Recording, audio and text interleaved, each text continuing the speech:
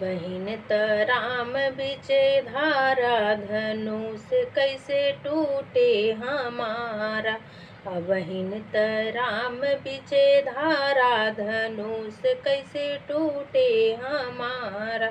बरह बरिसवा हम डिह जी के पूजली, बरह बरिसवा हम डिह जी के पूजली।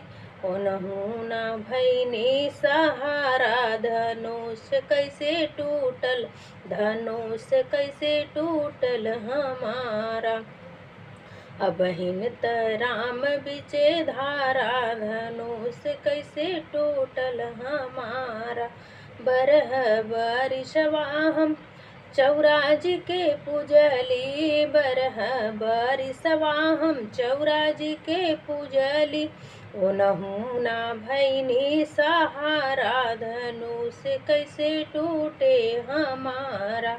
ओनहु ना भैनी सहारा, धनुष कैसे टूटल हमारा। बहिन त राम बिचे धारा, धनुष कैसे टूटल हमारा।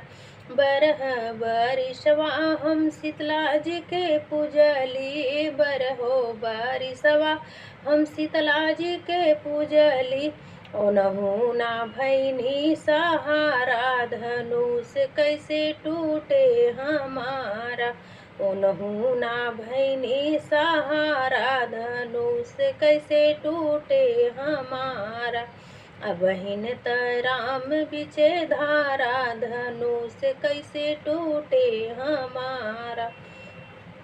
बरह बरिसवा हम सातो बहिनी के पूजली, बरहो बरिसवा हम सातो बहिनी के पूजली। ओनहु ना भैनी सहारा, धनुष कैसे टूटे हमारा। बहिन त राम बिचे धारा, धनुष कैसे टूटे हमारा।